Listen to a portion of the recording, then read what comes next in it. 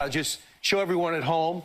This is essentially 15% across the board tariff, so we're going to get some more income. No tariff on U.S. export. David Pakman is roasting Brian Kilmeade. Brian is having a hard time stomaching the truth about Trump. David Pakman is going in on Kilmeade. Let's watch. That's what he tried to explain to Brian Kilmeade. Brian Kilmeade didn't like it. Take a look at this. This is really good stuff. On that. So, Charlie, I hear you, but it's hard for me to think that this is the type of deal that would have been done in his first term, because between the whole Russia thing and people not taking him seriously, I think if you look at where we were in April and then see what's coming from Indonesia to the Philippines, now the Japan, Vietnam, and now the EU, I think he's pretty much defying almost all of his critics that he didn't have a plan. What about this? 50% tariff on EU steel and aluminum. The big picture there, how is that going to affect all of us?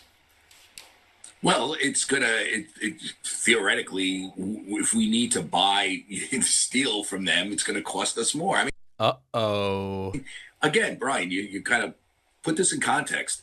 Every penny we get from them is being passed to the U.S. consumer. So remember that. Not necessarily, right? It's got to be the choice. Yes, necessarily. You can get it because if the company buys it, they can set the price.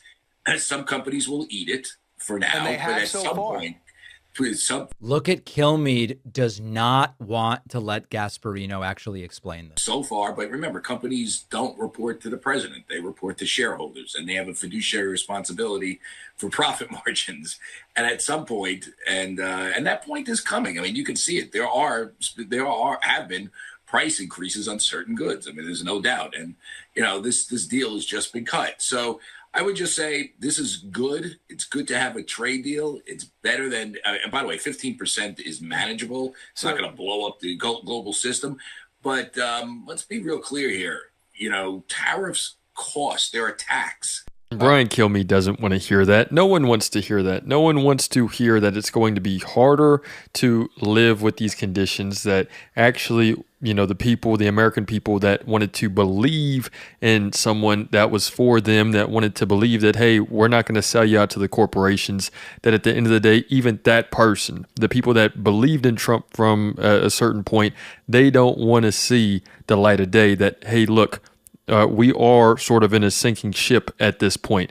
The groceries are costing way more than they did even in 2020 during COVID. It's actually insane how much. I believe they've gone up about like 100% in price since COVID. Something that might have costed us around like $70 to $90 now goes to about $170. Like it is not crazy to say that we have been screwed as a people, that we are now a part of a nation that is very much collapsing on itself. But no one wants to see that. It's a very bitter truth to swallow. It's a very bitter truth to look at. And at the very end of the day, what's up, guys? If you don't know, my name is Justin and I own this YouTube channel. I'm also a YouTube strategist and I own a lot of the channels in the political space. I've worked with a lot of the top channels in the political space. And so many people ask me, how do I grow these YouTube channels so quickly? How am I so good at getting results for my clients and for myself? I've actually worked with a lot of the top channels like Russell Brand, Benny Johnson, Lauren Chin, so many of the top YouTube channels in the political space. And I always get asked these questions. How can I also grow my political YouTube channel or just a YouTube channel in general? And I'm actually doing a free live class coming up on Tuesday, December 2nd, showing you exactly how to grow your YouTube channel and how to make enough money to leave your 9-to-5 job, because anybody can do it. And I'm going to show you exactly how you can do it Tuesday, December 2nd. So if you want the same sort of results as these YouTube channels, such as Justin is Lost, Justin Reloaded, Justin Reborn, The Progressive Way, Bring the Asteroid, Benny Johnson, Russell Brand, Chris on Culture, The Apostle, all these people, they're all either me or they've worked with me in the past. So if you want the same results as them, I'm going to show you how to do it for absolutely free on this live workshop on Tuesday, December 2nd. Make sure you sign up with the top link in the description or the link in the pinned comment. Sign up for that class. There's only 100 spots. So if you save a spot, make sure that you show up so you don't waste the spot. I'll see you guys Tuesday, December 2nd. Click the link in the pinned comment to sign up, and I'll see you there. Where people, obviously like Brian Kilmeade, are going to do whatever they can to not see the light of day. Now, we've gone into tariffs deeply so many times now. Brian Kilmeade is theoretically right, unless they want to make it here. But do you know how long it takes to onshore steel manufacturing at the level that the United States needs it?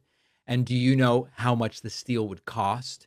And you're still passing on that increased cost to consumers. And what Gasparino did here with Kilmeade is he kind of broke a sacred rule of Trump era media, which is you're not supposed to tell the audience that tariffs are taxes. Don't explain that when Trump says we're making money off of tariffs, what he means is we are charging American companies tariffs.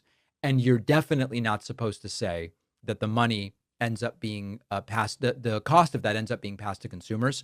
Here's one more of this same discussion. I'll just show everyone at home. This is essentially 15% across the board tariff, so we're going to get some more income. No tariff on U.S. exports. And David Pakman, as well as Brian Kilmeade, they're saying something that all of these Trumpers, that all of these hardcore boomers, that is the hill that they're dying on. That is how they're going to say this is essentially going to make America great again, right? If we bring all of these industries, bring all of these factories back into America, and it just simply is not going to happen. This is not 1990s. This is not however long ago, whenever that was even a feasible option. That is not an option at this point. So I don't know what type of wonderland someone is going to live in, but it is just not feasible. That someone is wishing, that they're wishing for something to happen. They're hoping that it's going to happen whenever it clearly is not. It's just, I don't know how deluded you have to be to even believe that that's what they're attempting to do, that is the logic. But it just is not going to happen, point blank. I don't even think we need to look at this clip. What's the takeaway here? Trump wants you to believe that tariffs are some kind of populist win. They're awesome for the average American because other countries are paying. The math is really easy. You put a tariff on European steel, the price of everything that uses steel is going to go up. So cars will cost more, appliances that use steel will cost more, buildings, everything's going to go up. That cost is paid by American companies, and they will pass it to you. France doesn't pay the tariffs. Germany doesn't pay the tariffs. Your next washing machine will cost you more, and you will pay that. The money goes to the federal government. It is a tax increase on a working class American who says, I'm going to buy a thing, and it's dressed up as this populist nationalist whatever. And the way Trump world wants to spin it is, the tariffs aren't taxes, they give us leverage. The tariffs aren't inflationary, they're actually patriotic. And the tariffs aren't hurting you, they are helping the country. Anyone who does believe in this horse crap, bear with me for one moment, please. You have these companies that could be building these factories over here. They could be buying land over here. How much do you think that's going to cost? From the company's standpoint, is someone going to buy the land over here? Or they're going to buy a whole new workforce over here, deal with all of these different work permits, deal with everything, the working conditions, deal with all of that freaking headache?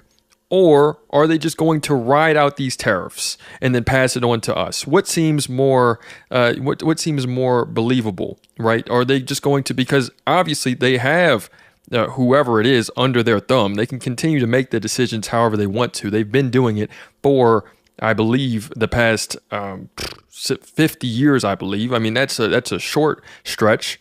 But what seems more intuitive for them, right?